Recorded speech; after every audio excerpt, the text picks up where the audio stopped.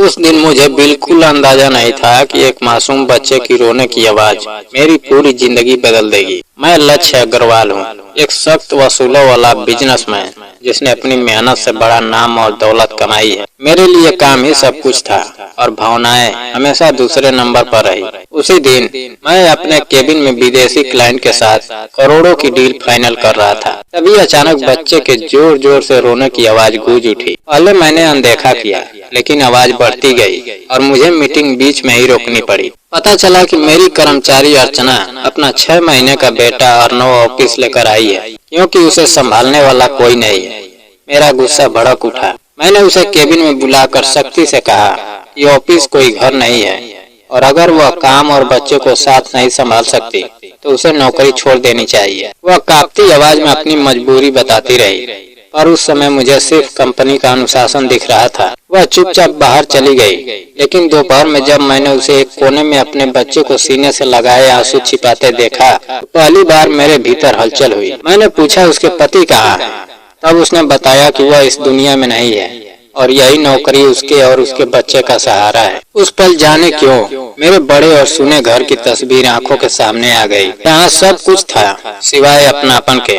सच यह था कि मैं कभी पिता नहीं बन सकता था। मेडिकल रिपोर्ट ने सालों पहले यह फैसला सुना दिया था और उसी कारण मैंने शादी से दूरी बना ली थी। मैं अपनी कमी को कामयाबी की परतों में छुपाता रहा, लेकिन उस दिन एक मासूम की रोने की आवाज ने मेरे भीतर की खाली जगह को उजागर कर दी। अगले दिन अर्चना से काम में बड़ी गलती हो गई। फाइल में गंभीर त्रुटियां थी और मेरा गुस्सा फिर उभर आया।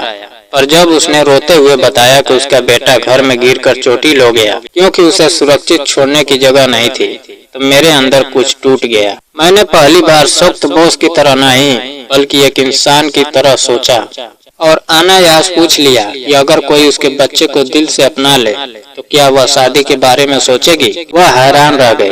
तब मैंने अपना सच बताया कि मैं जैविक रूप से पिता नहीं बन सकता, लेकिन उसके बेटे को देखकर मेरे भीतर पिता बनने की चाह जागी है। मैं उससे उसके बच्चे की वजह से शादी करना चाहता हूँ, क्योंकि उस मासूम में मुझे अपना अधूरापन पूरा होता दिखता है। उसने समय मांगा। उस रात शायद हम दोनों नहीं सो पाए। वह अपने बेटे को सीने से लगाए भविष्य के डर और उम्मीद के बीच झूलती रही और मैं अपने खाली घर में पहली बार किसी के कदमों की आहट की कल्पना करता रहा। अगले दिन वह अर्नव को गोद में लेकर मेरे सामने खड़ी थी।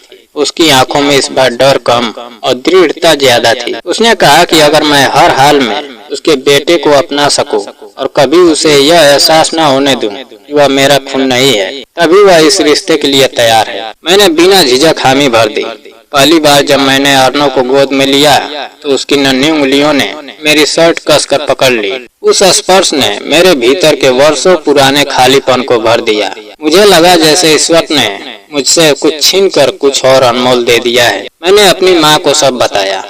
पहले उन्हें चिंता हुई, लेकिन जब उन्होंने अर्नव को गोद में लिया तो उनकी आंखों में बरसों बाद सच्ची खुशी दिखी। अर्चना के भाई भाभी ने विरोध किया, ताने दिए, सवाल उठाए, लेकिन इस बार वह चुप नहीं रही। उसने साफ कहा कि वह अपने बेटे के सुरक्षित भविष्य के लिए यह कदम उठा रही है। हमने सादगी से शादी की। फेरे लेते समय जब अर्नव रोया तो मैंने रस्म रोककर उसे गोद में उठा लिया और सबकी आंखें नम हो गई। उस दिन के बाद मेरा घर सचमुच घर बन गया। सुबह अब सन्नाटे से नहीं बल्कि बच्चे की खिलखिलाहट से शुरू होती है। अर्चना मेरे साथ ऑफिस संभालती है और हम दोनों मिलकर अर्नव का भविष्य संवारते हैं। इस शादी से मैंने सीखा कि जिंदगी हर कमी के साथ कोई न कोई राह जरूर देती है। पिता बनने के लिए खून का रिश्ता जरूरी नहीं, दिल का रिश्ता काफी होता है।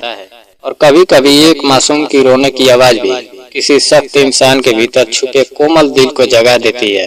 दोस्तों, अगर कहानी पसंद आई हो तो वीडियो को लाइक और चैनल को सब्सक्राइब करना ना भूलें। जय हिंद।